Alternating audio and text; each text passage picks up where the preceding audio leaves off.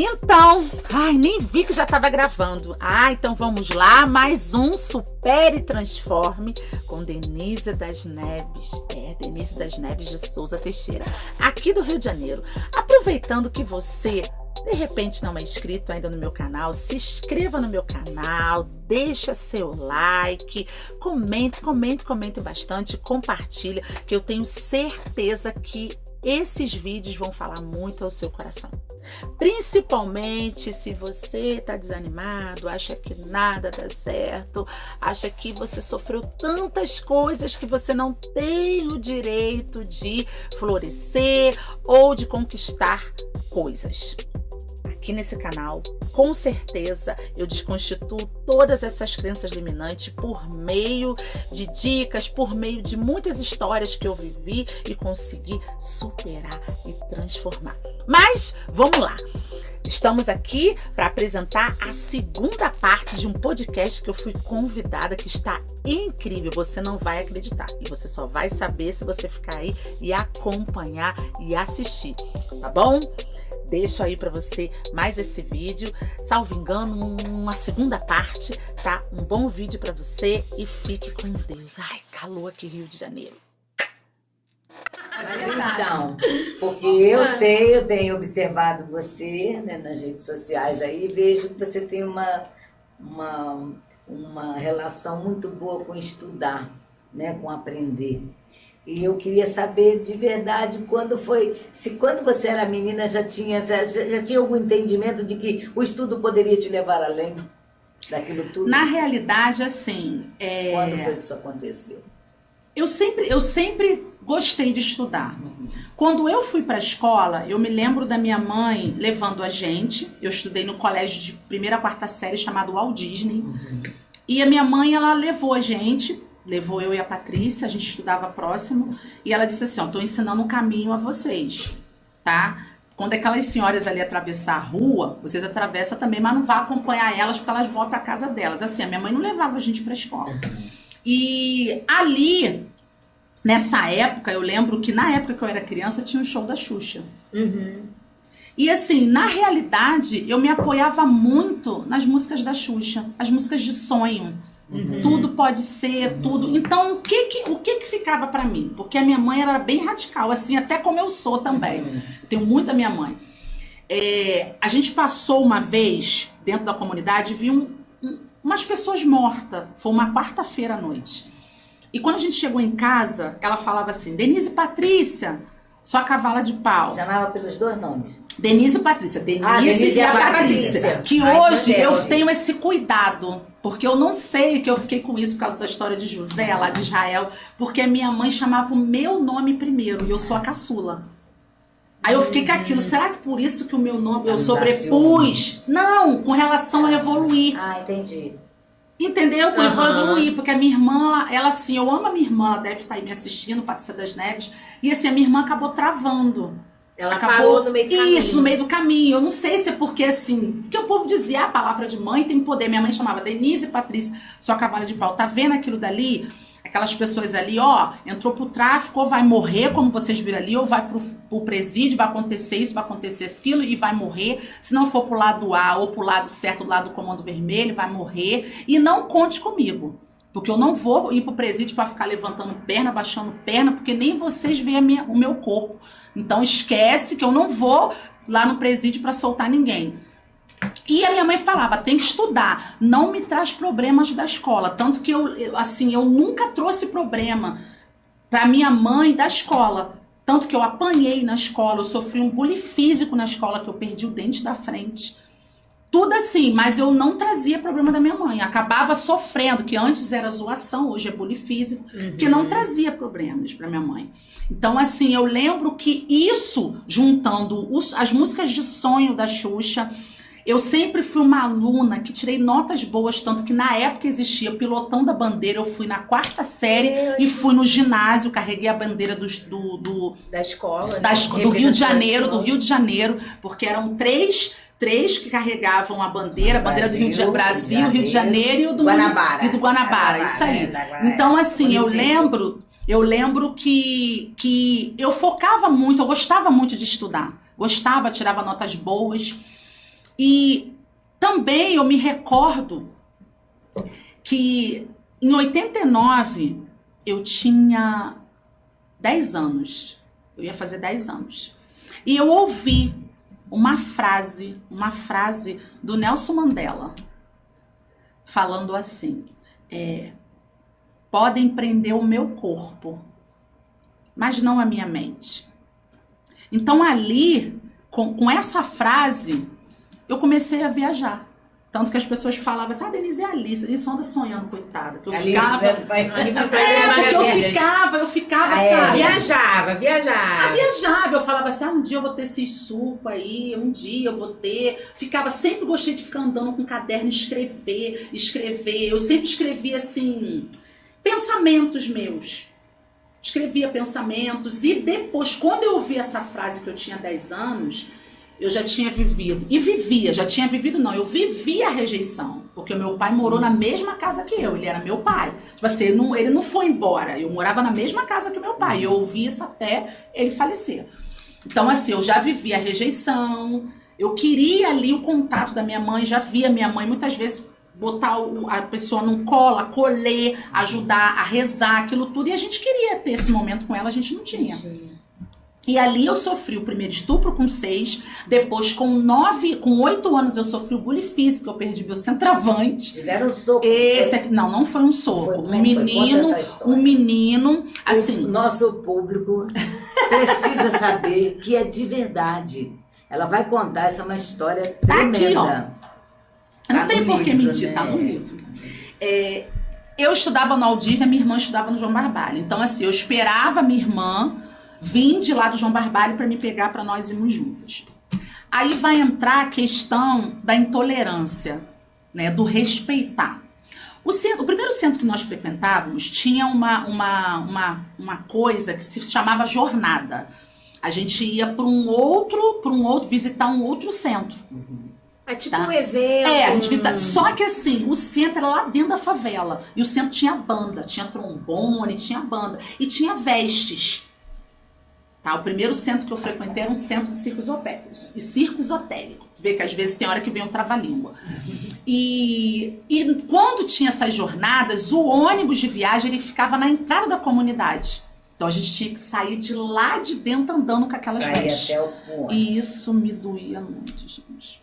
Aí, muitas vezes eu lembro que uma vez eu vestida com as vestes, eu disse que não fazia parte, minha mãe me deu uma coça. Vestida com a roupa, disse que não fazia parte, minha mãe me deu uma coça. Então as pessoas caçoavam, via. Então na escola, assim, eu era muito zoada, né? Por conta do meu... Gente, meu nome é Denise das Neves. Então, assim, Branca de Neve. Branca de Neve, sombra da meia-noite. Preta pra caramba, como é que vai ser Branca de Neve? Aí o povo falava do cabelo. Minha mãe trançava o cabelo da gente, botava aquele laço de cetim rosa. Na trança, aquela trança correntinha. Ela puxava com o nariz da gente, ficava repuxado. Você aí, que tem hábito de botar fita rosa. Olha, grandona, aquele rosa grandão. Por favor, não faça isso, que vai gerar bullying. E assim, por conta disso, zoava, por conta da religião, por conta de tudo, por conta da cor da pele, por conta de morar, porque era uma mistura ali. Estudava gente da comunidade, do Morro da Baiana, que era ali perto. Estudava gente também do lado, que era o lado do Hernaldo Pinto de Medeiro, o E, que era do ADA. Estudava, então era uma mistura. Mas tinha gente também que morava na rua. Que morava na rua ali, que, tipo assim, que não era favelado. Então zoava a gente. Sabe? E assim, eu lembro que era muito doído. Sabe? Muito doído, porque a gente não queria, eu particularmente, eu não queria estar ali. Sabe? Uma coisa assim, eu fui criada no centro, mas eu não queria estar ali. Sabe? Eu não queria estar ali. Como é que pode, né? Não Isso queria. É muito comum. Mas não queria estar ali por quê, dona Ângela, que eu não queria estar ali? Porque a minha mãe, ela permitia que o dono do centro corrigisse a gente também. Não era um ambiente saudável. Corrigisse, chamava atenção. Na minhas filhas pode bater, sabe? Então, assim... Tinha muito isso antigamente. Então, também, assim, qualquer sabe? um que chegasse, que ele nem conhecia, coitado. Até morreu, já faleceu, a gente cuidou bem dele, né? Mas ele tinha esse hábito, era um costume dos antigos, né? E a gente que é mais velha, né? A gente viveu isso também. Sim. Era assim, que ódio, o pai, eu disse assim, como pode? mandar me bater. Eu vivi numa casa, Denise, meu pai tinha mania pior, de dar as filhas. Ele dava as filhas. Coitado, naquela de que eram 13 filhos, e meu pai era daquele homem que fez filho achando que ia nascer tudo homem, para estar na lavoura. Como nasceram mulher, minha história também é interessante. Como nasceu mulher, ele na sua ignorância, o que ele fazia? Dava as mulheres para qualquer um que vinha. Eu apanhei tanto, eu tenho muitas marcas ainda de ter apanhado quando menina. E chegou um dado momento que todas as filhas mulheres eram entregues para um. Eu vivia em Vitória, na casa de uma mulher horrorosa, me batia muito. E a gente era escravizada. A minha outra irmã, Luzia, coitada, morou na casa de um prefeito. Essa não foi mais feliz, que comia melhor, porque ela trabalhava muito, mas era a casa do prefeito. A Cecília foi dada para minha avó. Ó, não vou entrar, porque é um médico. Não começa a numerar, porque você não pediu autorização para a família. Por favor, né? Mas, assim, a história é triste, apesar de triste, né? Mas nessa época, esses pais tinham mania de chegar, que era uma coisa que me revoltava. Pode disciplinar, viu? Ó, se fizer qualquer coisa de errado, pode bater. Pode botar milho. Nós ficávamos muito no milho, ajoelhada.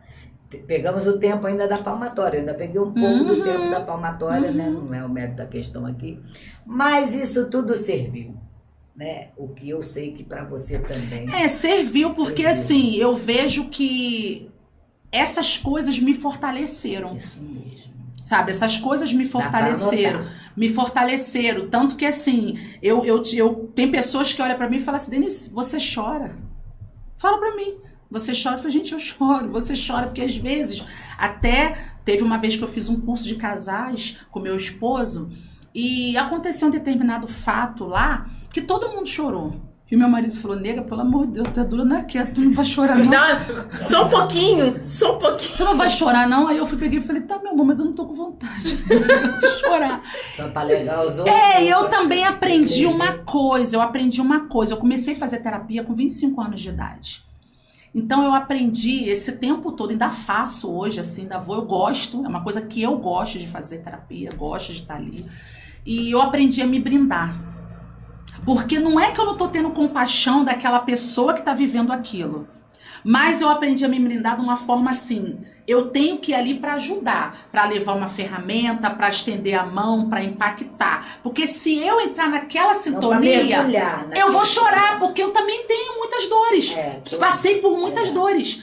Assim, o estupro com 6 já veio de uma rejeição, aí depois o bully Felix, que eu perdi o dente da frente, fiquei 4 anos sem o dente da frente, porque as minhas irmãs, né, que eu amo, Rosane e Eliane, já trabalhavam como costureira, porque lá em casa não tinha perdão, começaram a trabalhar com 14 anos. Minha casa elas também têm marcas. Elas também têm marcas porque pararam de estudar no ano que eu nasci, que meu pai se adoentou, para poder trabalhar. Elas também têm marcas. Assim, de repente queria estudar naquele tempo, não deram continuidade. Né? Mas assim, eu lembro que nesse dia que eu sofri esse bullying, né, que eu estava esperando minha irmã na porta da escola, aí esse menino no livro eu chamo ele de Simeão, né, o irmão mais ruim de José. Ele ficou também lá esperando.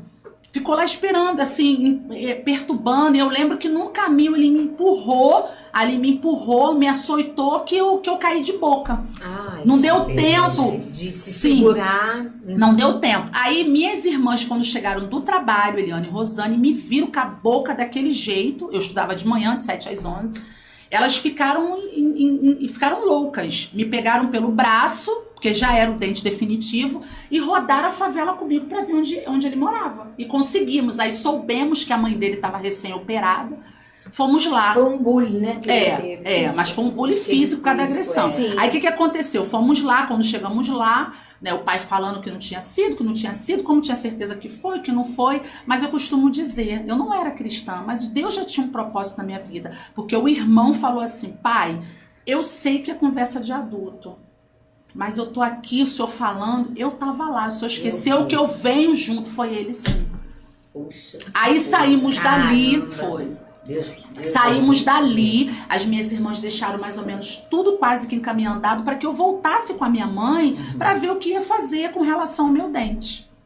Voltei 2 dias depois com minha mãe. Raimundinha das Neves. E conversa vai, conversa vem, conversa vai, conversa vem. Minha mãe virou e falou assim, não esquenta não, ela fica assim Fica mesmo. sem dente. Ai, que maldade. Ela fica assim mesmo, vai os anéis, fica os dedos, fica assim mesmo. E eu fiquei 4 anos, já sofria por causa da cor sem dente na frente, sem o meu sorriso.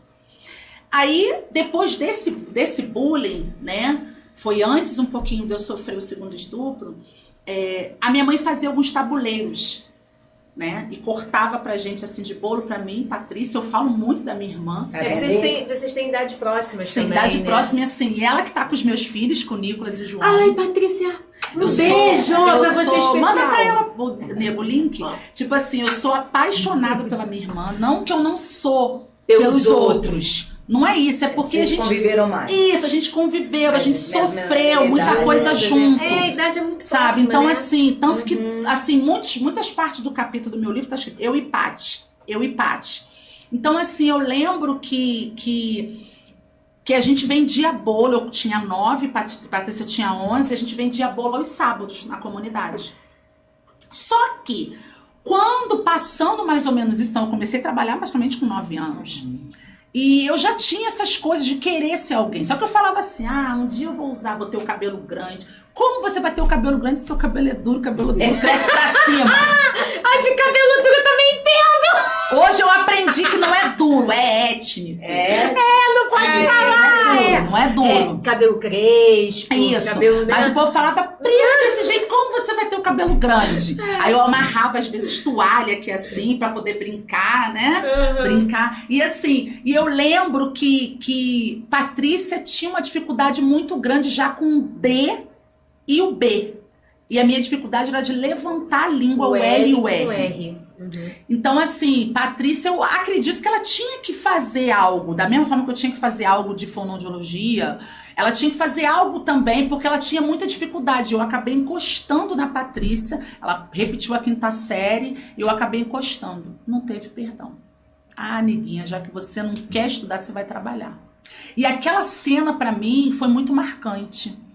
Por quê? Porque a minha mãe, ela arrumou um emprego para Patrícia numa empresa de frente à comunidade chamada Asterix. Minha mãe foi lá, viu tudinho direitinho e falou assim, amanhã você já tá tudo certo, você vai começar a trabalhar.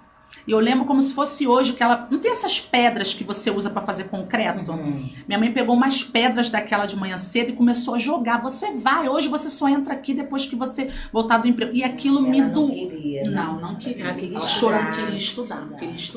Então, assim, deve ter bloqueado. Aquilo, pra mim, eu olhei e me deu mais força no sentido assim... Se eu também acontecer algo, vai acontecer a mesma coisa comigo. Vou ter que trabalhar. Então, assim, eu meti a cara nos estudos. Eu sempre pensei assim, que eu nasci em berço, mas não foi de ouro. Nasci em berço, mas não foi de ouro. Que eu tava ali vendo a criminalidade, aquilo tudo ali dentro, mas eu não tinha vocação para isso. Então, meu cérebro tinha que fazer dinheiro. Sabe? Meu cérebro tinha que fazer dinheiro. Eu tinha que fazer dinheiro, eu tinha que ser alguém. Que talento dentro do alemão, né? Sabe? Eu tinha que ser alguém. Que pérola. Eu tenho um amigo, que aliás vai ser um dos nossos convidados também, mais pra frente. Foi muito importante na minha vida. Ele fala, dentro dessa comunidade tem preciosidade, tem pérolas. Ele que me fez muitas vezes enxergar isso, que eu não conseguia, às vezes, visualizar. As pessoas não conseguem, às vezes. Dona Ângela, às vezes o que falta é oportunidade. É muita riqueza dentro, oportunidade. Pessoas só com às vezes, maravilhoso. quando eu falo oportunidade, não é oportunidade, às vezes, de dinheiro. Não, é dar oportunidade. Isso. Oportunidade. Por isso que eu cuido, eu tenho oportunidade de gerar. Sim. Eu tento ser uma geradora de oportunidade dentro das comunidades ou por onde eu passo, né?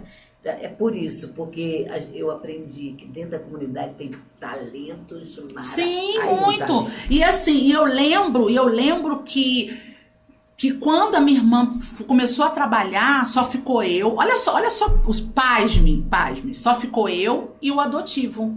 Porque indiretamente a minha mãe acabou, eu não vou dizer adoção à brasileira, porque senão eu vou falar mal do meu país, né? Mas a minha mãe acabou adotando uma criança de forma errada, porque registrar filho dos outros é crime. Uma criança apareceu lá em casa com 14 dias sem tomar banho, filho de uma afilhada dela. Meu pai também não queria Mas a minha mãe, ela era leoa. Ela ensinou a gente a tomar território, mas com isso ela esqueceu, às vezes assim, que tinha um homem que ela também tinha que compartilhar, perguntar. Ela não perguntava, e ela conseguiu convencer meu pai no cartório, registrar aquilo tudo, então só ficou eu e ele. Que por sinal hoje ele já está crescido, é mais novo que eu, 7 anos, nós fizemos até a interdição dele, que ele tem uma questão de esquizofrenia. E assim, mas em alguns momentos eu via que meu pai aceitava ele, falava. Não aceitava Pai, você. mas eu e a Patrícia não. Não. Continua não Talvez que aceitando. você fosse um pouco parecida com ele, não? Sim, sou parecida com ele. Isso é muito comum. Sabe? Então, assim, e eu lembro que assim, então. Ele tinha medo, você dava medo. Então, assim, eu era mais contida. A Patrícia ainda virava boca, eu só olhava de cima e embaixo, eu não era de falar. Eu não falava. Sabe? Assim, a dor, às vezes, de ver, de não receber o eu te amo da minha mãe, de não ter aquele carinho, teve momentos dentro do quarto, eu e minha irmã, que a gente desejou a morte da minha mãe. Porque a gente chegamos a desejar, sim, porque a gente queria. Minha mãe era muito dura, sabe? Eu lembro que quando eu sofri o segundo estupro com 9 anos, porque nunca são pessoas de longe. Sabe? Denise, por que você não fala? Quando eu fiz direito com esse intuito de querer fazer justiça. Mas o primeiro já estava prescrito. Pelo tempo. São 20 anos. Eu tinha 27 anos, 27, 28 quando eu peguei o AB, já estava prescrito. O segundo não estaria prescrito, só com 29 anos. Mas tinha que ter os indícios. E pra provar, A prova, eu já tinha isso. A agressão foi lá, eu não tinha mais nada, marca, nada, e aí? Não tinha Deus, como né? eu fazer Deus, nada. né? Não tinha como eu fazer. Então, hoje, como profissional de direito, ele sabe quem é ele, tanto que já sabe quem é. Eu não revelo por causa de constrangimento. Sim, Como porque profissional do geralmente- direito, você tá Sim, entendendo? sim. Então, assim, o que acontece? Depois do segundo estupro, ainda teve uma molestação. Com 12 anos, eu fui trabalhar com a minha mãe, em definitivo, todos os dias. Numa fábrica de costura chamada Marilã, na porta da fábrica de uma costura, na rua Conde de Agolongo, na Penha. Fui trabalhar vendendo bolo. Essa fábrica, na época, teve a greve do xixi. Minha irmã participou da greve do xixi, que eles não deixavam as costureiras... É tudo costume carioca, né? Não deixava as costureiras ir ao banheiro, não deixava ir ao banheiro. E na época eu vendia bolo lá na porta com a minha mãe. Saía de casa 5 horas da manhã para vender o bolo. E depois eu estudava de 11 às 3. Já estava no ginásio, do 11 às 3. E quando eu entrei no ginásio, eu falei para minha mãe, porque minha mãe me levava para fazer o troco. Então eu pensava assim, eu sou importante, ela me ama, porque ela me leva para fazer o troco. Né? Então eu sou importante. Só que ela não dava dinheiro pra gente. Ela me dava assim, às vezes um bolo assim, não dava. Eu comecei a reparar, porque ela já tinha se aposentado, né, por invalidez. Ela se aposentou em 91. Então eu cheguei perto dela e falei assim, mãe, poxa, eu acho que agora já dá, né, pra poder colocar o meu dente. Eu já tô no ginásio, eu não aguento mais as pessoas rindo, eu não posso rir. E ela pegou e falou, tudo bem. Aí ela foi lá na comunidade, num dentista dentro da favela, e ele disse que teria que ir pagando até ter uma quantidade considerável para começar o tratamento. Eu, inocente... Adorou, né? Tá? Ficou feliz. Por que inocente? Gente, olha só, eu comecei a dar uns beijinhos com 12 para 13 anos. Mas até mais ou menos os meus 13, 14 anos, até 15, eu acreditava que o bebê vinha pela cegonha. Porque naquela época a maioridade era com 21 anos. Você entendeu? Eu acreditava. E eu acreditei também que eu iria sentar naquela cadeira do dentista e eu ia sair com o dente naquele dia. Mas que eu ia chegar lá, tanto que eu fui Ia toda ficar prosa, plena. sabe? Eu falei, eu vou, sentei naquela cadeira maravilhosa. E eu comecei a sentir uma mão passeando no meu corpo. Até que essa mão chegou no meu órgão genital. O que aconteceu? Eu dei um pulo da cadeira. Ali foi onde eu trouxe um capítulo pro meu livro Mulheres Diamantes. Porque ali eu enterrei a menina e passei a lutar como uma mulher. Porque todas as outras vezes eu não tive reação. Porque eu era uma criança. Sim. 6, 8, 9... Eu era uma criança. Mas ali com 12 para 13 praticamente, eu tive reação. Eu dei um pulo da cadeira e falei assim, não. Eu não vou passar aí por isso de novo. Ele regalou o olho, deve ter pensado assim, ela já deve ter passado por isso. Mas eu fui mais além. Já falei assim, olha só, o seu consultório é dentro da favela, eu vou te entregar pro tráfico. Vou, se você encostar a mão em mim, Isso aí.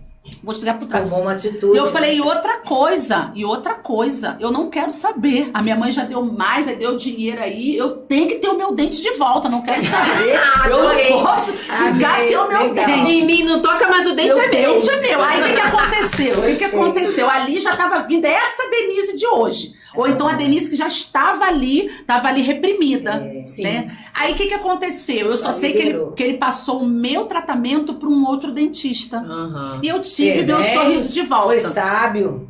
Só que assim, as pessoas ainda zoavam, né? Dizia que eu usava dentadura, mas eu já tava feliz que eu já tava rindo. Ele não foi sábio, não. Ele foi esperto, porque senão foi ele ia só... sábio, porque senão... Engraçado. Senão, se ele insistisse ali, sabia que podia. Depois disso, Tá. eu consegui um curso, ganhar uma bolsa de estudo, fui pelotão da bandeira, já tava do ginásio, aí eu já tava no João Barbalho, não tava mais no Aldisne. João Barbalho é perto do Social Ramos Clube.